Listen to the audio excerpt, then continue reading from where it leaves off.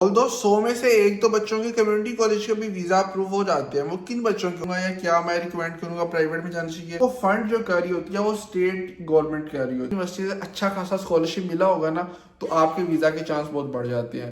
आज की इस वीडियो में हम बात करने वाले हैं प्राइवेट यूनिवर्सिटीज, पब्लिक और स्टेट यूनिवर्सिटीज और उनके साथ साथ कम्युनिटी कॉलेजेस के बारे में, इनका फी स्ट्रक्चर, इनमें स्कॉलरशिप के क्राइटेरियाज और चीपेस्ट ऑप्शन, और मोस्ट इंपॉर्टेंटली हमें वीज़ा किस में मिलेगा, यानी किस चीज़ में हमें वीज़ा मिलेगा। ऑब्वियसली हम एडमिशन तो ले लें, हमें बाद में वीज़ा ना मिले तो उसका हमें कोई फ़ायदा नहीं। तो हम ये भी बात करेंगे कि किस रूट के थ्रू आप जाएं तो आपको मोस्ट इजीली वीज़ा मिलता है, आपके पैसे वहाँ पे कितने लगेंगे, और अगर आप चीपेस्ट ऑप्शन ढूंढ रहे हैं तो यूएसए में आके आप किधर ट्रांसफ़र लें, और अगर आप जेन्युइनली स्टडी में भी इंटरेस्टेड है और चीपेस्ट ऑप्शन भी ढूंढ रहे हैं तो सबसे आपके लिए बेहतर क्या चीज़ है। तो सबसे पहले जो फ़र्क है, पब्लिक और जो स्टेट यूनिवर्सिटीज़ ये दोनों एक ही हैं, मतलब सेम चीज़ के नाम, दो डिफरेंट नाम है। ठीक है, जो प्राइवेट कॉलेजेस या यूनिवर्सिटीज़ होती हैं वो एक इंडिविजुअल फॉर प्रॉफिट एक बंदा होता है, वो प्राइवेटली ओन कर रहा है उस यूनिवर्सिटी को, पब्लिक प्राइवेट यूनिवर्सिटी को, और उसे वो प्राइवेटली फंडेड यूनिवर्सिटी होती है। ठीक है, मतलब ये हमने समझ लिया, प्राइवेट यूनिवर्सिटी को फंड प्राइवेट मिलता है, गवर्नमेंट उसमें कोई हेल्प नहीं करती। लेकिन जो पब्लिक या स्टेट यूनिवर्सिटीज़ होती हैं उनको फंड जो कर रही होती है वो स्टेट गवर्नमेंट कर रही होती है। यानी अभी अभी मैं शिकागो में हूँ, ठीक है, तो इधर जो यूनिवर्सिटी, जिस तरह ये यूनिवर्सिटी ऑफ इलिनॉय है, ठीक है, तो उसको जो फंड कर रही है वो यहाँ की गवर्नमेंट कर रही है, इलिनॉय की, यानी शिकागो काउंटी में जो है, तो उसको गवर्नमेंट जो है वो उसको पैसा लगाती है, हर चीज़, फैसिलिटीज, बिल्डिंग, रेंट, प्रोफेसर्स को जो पैसा देना है, हर चीज़ गवर्नमेंट फंड कर रही होती है। तो पहली बात तो हमने ये समझ ली। दूसरी चीज़, जो कम्युनिटी कॉलेजेस हैं, ये कई तो ये भी कई गवर्नमेंट होते हैं और कई होते हैं उसमें क्या कहते हैं प्राइवेट, जो प्राइवेटली फंडेड होते हैं। लेकिन उसमें ये चीज़ है कि यहाँ पे बैचलर्स में 4 ईयर की एजुकेशन कम्युनिटी में नहीं प्रोवाइड की जाती, बल्कि सिर्फ 2 ईयर्स ऑफ एजुकेशन के बाद आपको एक डिप्लोमा दे दिया जाता है, जो कि आपकी बैचलर्स के 2 साल के बाद आपको आपके कम्युनिटी कॉलेज के 2 साल बाद मिल जाता है। तो आपने अगर बैचलर्स कंप्लीट करना हो, फिर आपको आगे यूनिवर्सिटी के अंदर 2 साल बाद ट्रांसफर लेना पड़ता है अपना बैचलर्स कंप्लीट करने के लिए। तो इस केस में आपके पास 2 डिग्रीज आ जाती हैं, सही है। लेकिन अगर आप बैचलर्स का डायरेक्ट रूट इस्तेमाल करते हैं तो आपको सिर्फ एक ही डिग्री मिलेगी। अब बात करते हैं कि इसमें जो पैसे है वो कितने, मतलब एवरेज हम बात करेंगे, एवरेज ट्यूशन फीस कितनी है। तो सबसे पहले जो प्राइवेट कॉलेजेस हैं, सबसे ज़्यादा फ़ी इनकी होती है। इनकी अराउंड अबाउट $30,000-40,000, $50,000, $60,000 तक भी फीस चली जाती है।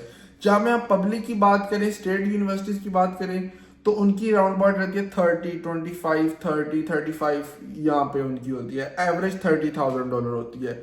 लेकिन पर ईयर की ये मैं बातें सारी करूंगा जो भी आगे भी और मैंने जो भी की हैं।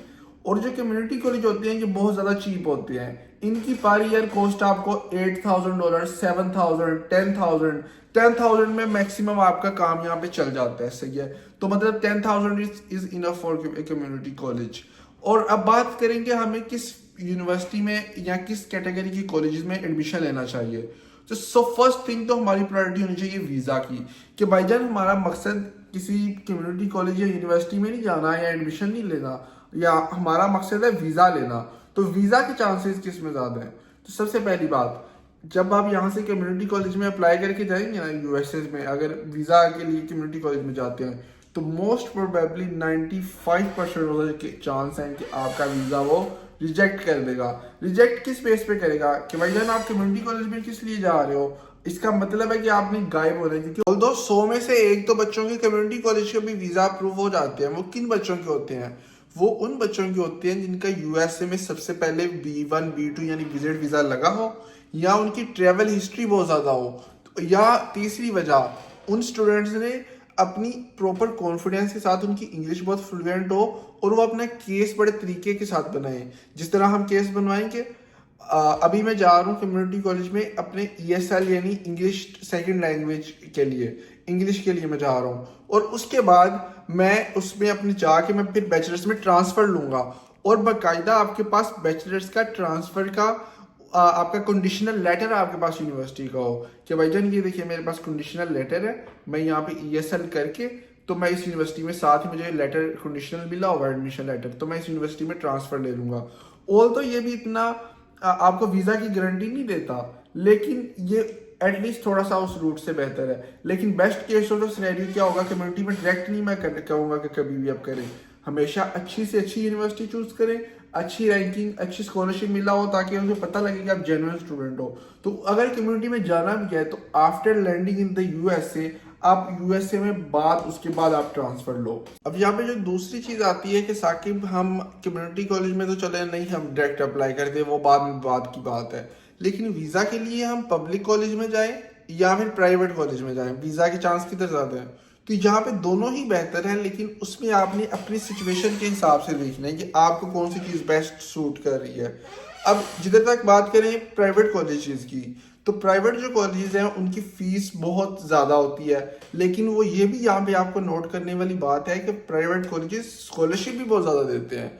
अगर 50,000 या 40,000 उनकी फीस है, लेट्स सपोज 40,000 फी है, तो मैंने अक्सर स्टूडेंट्स को देखा है कि वो प्राइवेट जो कॉलेजेस हैं अगर हम उनके तरीके के साथ अच्छी एसओपी स्टेटमेंट्स के साथ अप्लाई करते हैं, जिस तरह मैं लोगों को करवाता हूँ, तो हमें 25,000 30,000 की स्कॉलरशिप आसानी से मिल जाती है। सही है।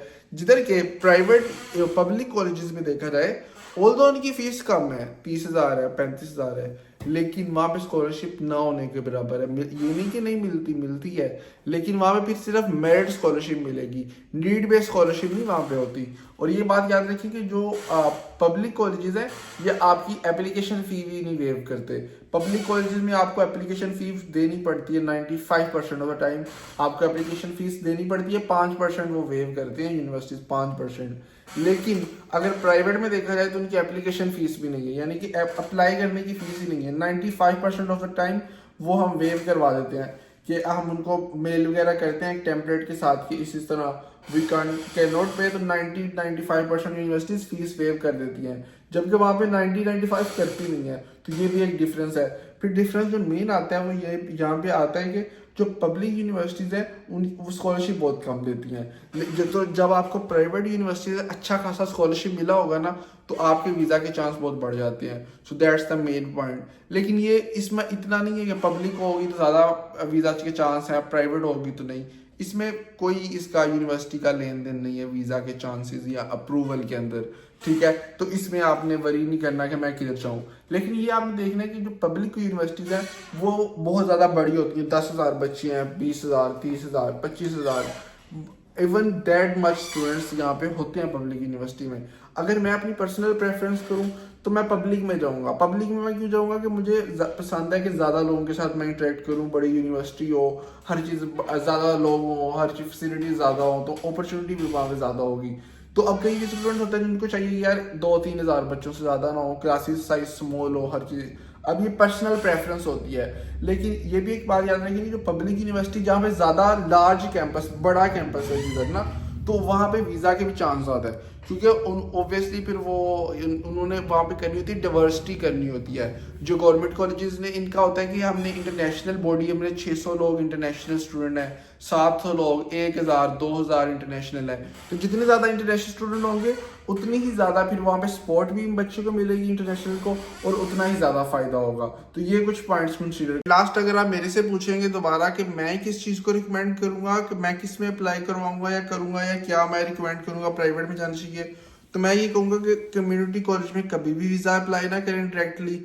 यहाँ पे अगर आपको इशू होता है या शुरू से सोच के आए हुए हैं, तो ऐसे होता है कि विद इन 2 वीक्स हम आपका यूनिवर्सिटी से डायरेक्ट, यूनिवर्सिटी के बगैर वहाँ पे पहुंचे ही कम्युनिटी कॉलेज में ट्रांसफर करवा सकते हैं। That's a really easy process, not a big deal.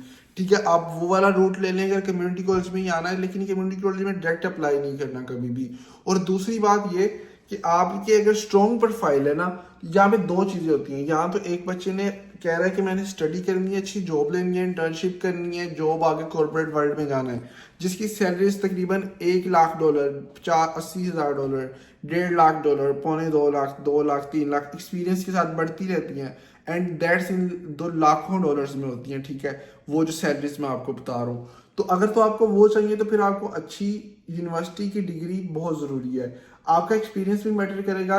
एक रेपुटेबल यूनिवर्सिटी आपको चाहिए उस चीज़ के लिए, ताकि आपको companies like Amazon, Microsoft as a software engineer या एआई में आपकी हायरिंग हो।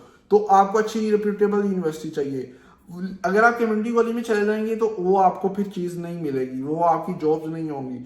आपकी फिर जॉब्स जो होंगी वो और जॉब्स यानी लो लेवल कंपनीज में आपकी जॉब्स होंगी, ठीक है। मैं ये नहीं कह रहा कम्युनिटी कॉलेज में मतलब बंदा जा ही नहीं सकता, जा तो वो सकता है, ऑब्वियसली वो बहुत ज़्यादा एक्स्ट्रा ऑर्डिनरी हार्डवर्क करता है, लेकिन उसको मेहनत भी ज़्यादा करनी पड़ेगी, लेकिन चांस ऑब्वियसली कम हो जाते हैं। वो 100 में से एक बच्चा भी बड़ी मुश्किल से जाएगा, 1000 में से एक बच्चा जाएगा, वो यहाँ तक कंपटीशन हो जाता है। लेकिन अगर आप अच्छी रेपुटेबल यूनिवर्सिटी से आज जाते हो तो वो आपके चांस पे 100 में से एक दो बच्चे की हो जाए। आई होप कि आप लोगों को ये वीडियो अच्छी लगी होगी, आपके सारे डाउट्स क्लियर मैंने कर दिए होंगे। अगर कोई और भी आपके माइंड में कोई क्वेश्चन आ रहा है जो आपको कंफ्यूज कर रहा है तो उसे नीचे कमेंट बॉक्स में लिख दें, और अगली आपका वीडियोस किन चीज़ों के बारे में चाहिए वो भी कमेंट बॉक्स में लिखें, ताकि मुझे पता हो कि मैं अगली वीडियो किस चीज़ के बारे में बताऊँ। और ये था हमारी वीडियो, तो मुझे कमेंट बॉक्स में यार ज़रूर लिख दिया करें ना, सजेशन दिया करें कि वीडियो किस बारे में बताऊँ, ताकि जो ज़्यादा लोग फिर बोल रहे होंगे मैं उसी बारे में वीडियो बनाऊंगा। तो see you in the next one, bye.